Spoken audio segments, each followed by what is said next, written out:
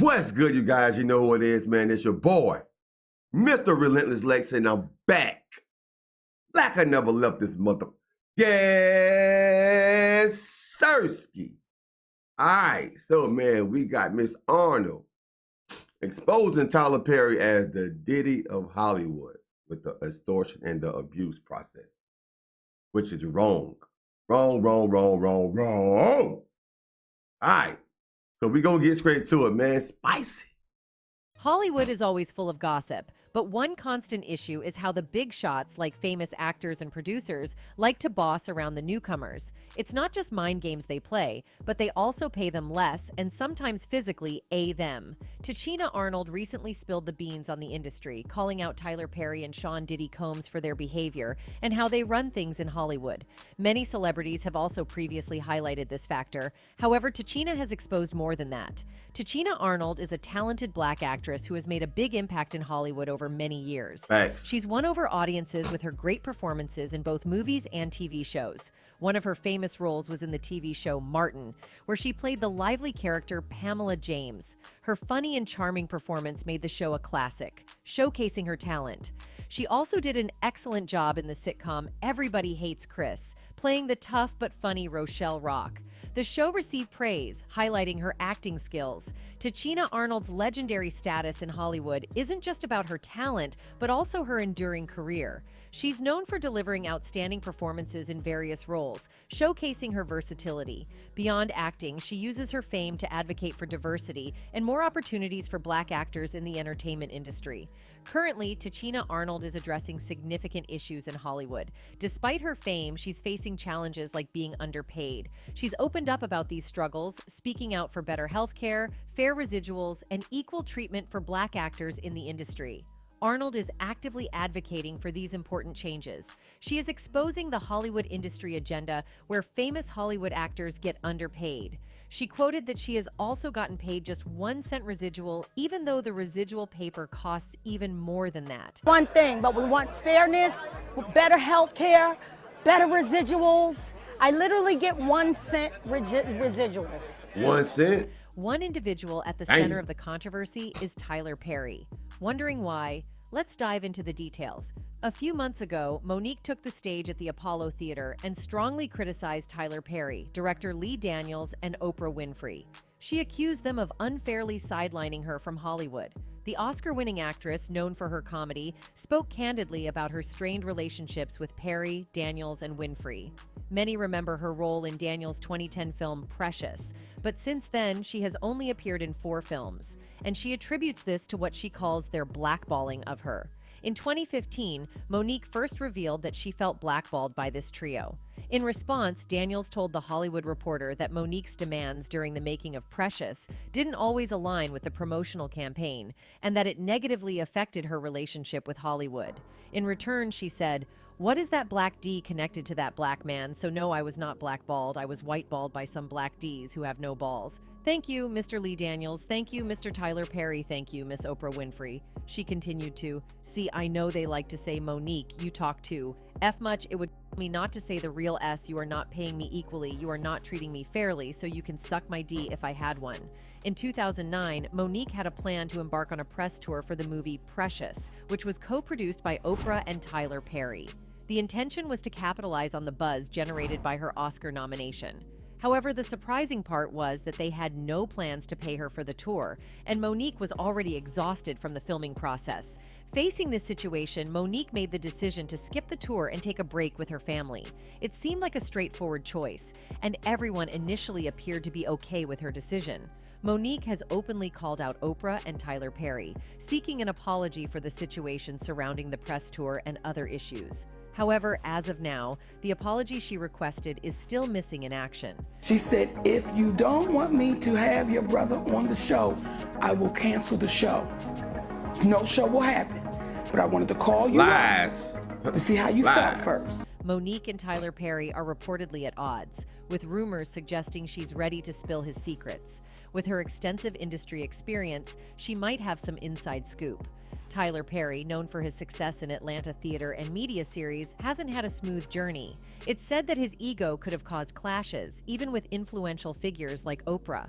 In Hollywood, making it big may involve some questionable moves, and Perry seems to be no stranger to such strategies.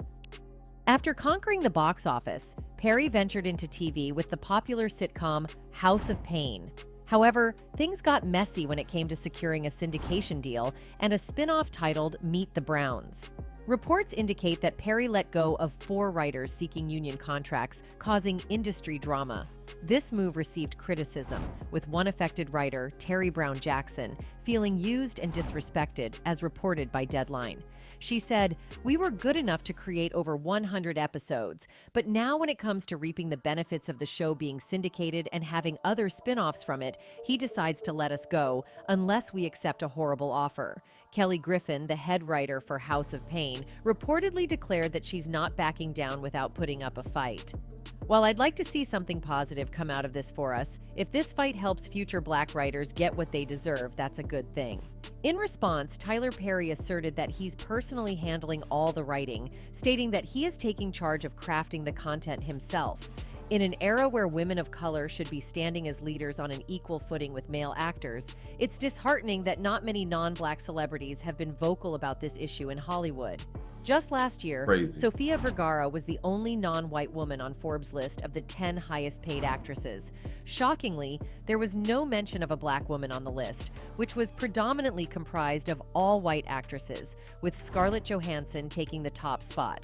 A-list names like Elizabeth Moss, Jennifer Aniston, Margot Robbie, Reese Witherspoon, and Nicole Kidman also cut. This points to a glaring inequality for women of color. The underrepresentation of Black actors is a common practice in Hollywood, and it extends to misrepresenting them. Only a handful of films in recent years, such as Black Panther featuring the late Chadwick Boseman, Fences, and Gemini Men, have showcased Black actors in significant roles. The lack of representation prevents other African American actors from landing heroic characters, often relegating them to supporting roles. Even accomplished actors like Viola Davis and Monique continue to advocate for equal pay in comparison to their white female counterparts, who often take on lead roles more frequently. Despite having impressive credentials, including awards like Tony, Golden Globe, Oscar, and Emmy, Viola Davis expressed in a 2018 interview at the Women in the World Forum that she was not receiving compensation on par with actresses like Meryl Streep, Julianne Moore, and Sigourney Weaver. Her concerns were centered around the limited job opportunities and significant pay disparity for Black actors. In the same year, Monique, an Oscar winner, boycotted Netflix, citing racial and gender bias as the primary reasons for her protest. Notably, stand-up comedian Amy Schumer was offered $13 million for her Netflix gig, while Monique received a significantly lower offer of $500,000. The stark discrepancy in pay was evident. Actress Jessica Chastain even stepped in to help Octavia Spencer secure a five-fold increase in her initial offer for a comedy film. It's worth noting that this pay disparity extends beyond Black female actors to their male counterparts. White actors and actresses tend to surpass African American actors in film and television roles. The representation of Black actors in key roles, with the exception of projects like Black Panther and the canceled series Luke Cage, remains limited, especially in major franchises like Marvel Comics. Even stars from Orange is the New Black are revealing that they were not paid fairly by Netflix. Even though the show was highly popular and well-received and ran for a long time from 2013 to 2019, some cast members feel they were not adequately compensated for their contributions. A decade after the series began, members of the cast are now speaking out about being underpaid by Netflix. Kimiko Glenn, in particular, shared a video on Instagram addressing the problem, and many of her former castmates expressed their support.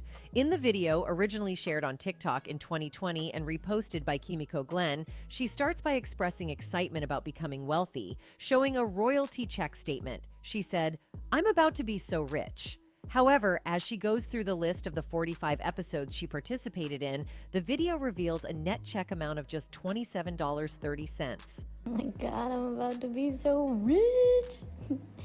And you got time. What? This reposted video on Instagram garnered support from many of her former Orange is the New Black castmates. That's crazy. Matt McGorry, who portrayed the $27. correctional officer John Bennett, mentioned that he, along with several other cast members, had to maintain their day jobs even while working on the show. He said, "I kept my day job the entire time I was on the show because it paid better than the mega hit TV show we were on. And you know, many of us kept our day jobs." Beth Dover has disclosed that she ended up losing money by being part of seasons 3 and 4 of the show because she had to cover her own travel expenses. She said, "It actually cost me money to be in seasons 3 and 4 since I was cast local hire and had to fly myself out, etc. But I was so excited for the opportunity to be on a show I loved, so I took the hit. It's maddening." However, Tyler Perry argues that black women in Hollywood are earning more than black male actors. This suggests a double standard in Tyler Perry's approach in Hollywood, possibly indicating unequal treatment for black actors. Tyler Perry shows a notable pattern in his movies. It's no secret that in Perry's films, black-skinned actors are often portrayed as villains. An illustration of this is Steve Harris, who played Charles McCarter in one of Perry's classic movies, Diary of a Mad Black Woman. Despite being a successful lawyer, Charles is portrayed as far from an ideal husband. In a shocking turn of events, he reveals the presence of another woman in his life to his wife Helen and mistreats her, ultimately throwing her out of their home. This raises concerns about the portrayal of characters in Perry's work, particularly those with darker skin tones. See it? You don't see it? No. You ain't good for nothing. Blair Underwood played the role of Carlos in one of Tyler Perry's movies. In the film, Carlos is portrayed as a controlling investment banker who exerts dominance and control over his girlfriend. This depiction raises questions about the recurring theme of portraying black characters, particularly those played by darker-skinned actors, in negative or problematic roles in Tyler Perry's work. Blair Underwood, renowned for his role in L.A. Law, has been a significant presence in Hollywood for more than 4 decades. He embarked on his career in the 1980s and has experienced various stages as a black actor in the industry. Underwood recently provided some reflections on the early years of his career, shedding light on his experiences and encounters, including a noteworthy interaction with the Oscar-winning actor Sidney Poitier. Of course, this is what the kids are now calling a Black movie. Black classic movie. Isn't that cute? Isn't that cute? I heard that. Classic. A classic movie. A classic. Okay. In the 1980s, the presence of black faces on screen was scarce, and the roles that were available tended to be limited and stereotypical. This lack of diversity didn't offer much variety for black TV viewers. Blair Underwood personally experienced these challenges. Alongside Denzel Washington, he was considered a prime example of black male representation on both TV and in film during that era. Despite the limitations, Underwood and Washington received praise and recognition for their contributions to breaking through these barriers. The script comes out about, these 4 black women in the hood, and like, now we're gonna do girls in the hood, and there was a little pushback, like why they only want to see us as slaves or in the hood. And At an event, Chris Rock highlighted a common theme in Tyler Perry's movies. He observed a recurring pattern where there is a limited representation of kind and respectful black-skinned boyfriends in Perry's films. Rock backed up his point by referring to Tupac Shakur, proposing that Perry's movies could benefit from showcasing a more diverse range of character portrayals. He said, "Tupac might be a political leader if he was alive, but then again, Tupac might be in a Tyler Perry movie right now, so you don't know. Tupac might be the bad, dark-skinned boyfriend and the Tyler Perry movie." Chris Rock's argument emphasized that Tupac was a widely respected and popular rapper in his era. Rock suggested that if Tupac were to be cast in a Tyler Perry movie, there might be a slim likelihood that he would not be chosen for a heroic role, given Perry's usual casting tendencies. Rock continued to express this viewpoint, underscoring a desire for more varied and nuanced character representations in Tyler Perry's films. He said, "I would hope he's a senator, but he might be kicking Jill Scott down a flight of stairs. In Tyler Perry movies, there's always okay."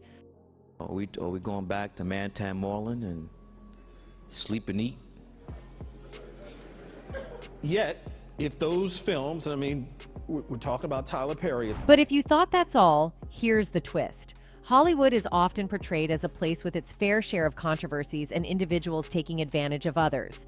With ongoing cases like the one involving Diddy, many fans are convinced that Hollywood is becoming a breeding ground for seeking victims. There are claims that young actors are coerced into doing things against their will, facing physical all while being manipulated with promises of fame and high pay. These allegations suggest a darker side to the entertainment industry, where the vulnerable may be exploited. While we're familiar with Cassie speaking out against Diddy and exposing the dark side of the entertainment industry, another young and talented actor, Christian Keys, has recently come forward, shedding light on the physical challenges he faced in Hollywood.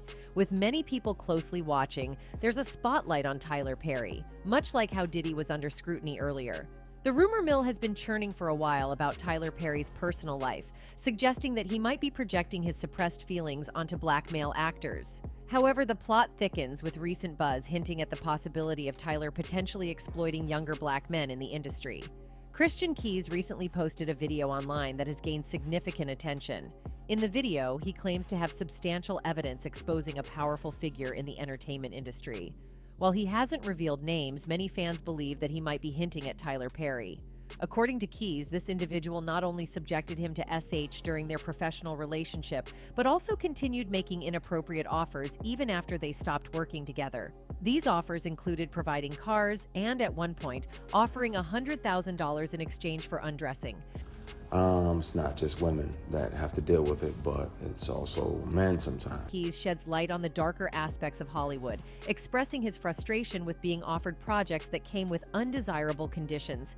He also discusses the evidence he possesses against his mentor-turned-abuser, citing voicemails as proof of money being offered in exchange for revealing his naked body. Furthermore, Keys reveals that the evidence identifies the person responsible and others on the payroll of this individual. Allegedly, the person pays significant sums to these celebrities, enabling him to exert control over them when he desires.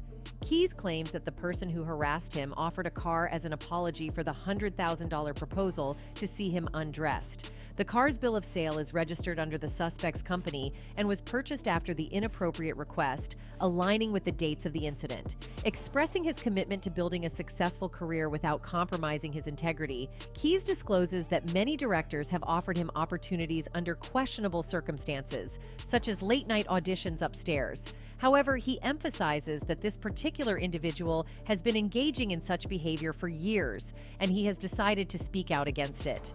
In another discussion, some straight guys are claiming that Tyler Perry is pushing them into unexpected scenarios, causing chaos in their professional lives. Actor and voice coach Brandon Jay spilled the details on TikTok, revealing that working on just one episode of Perry's Meet the Browns was the most challenging job he ever had.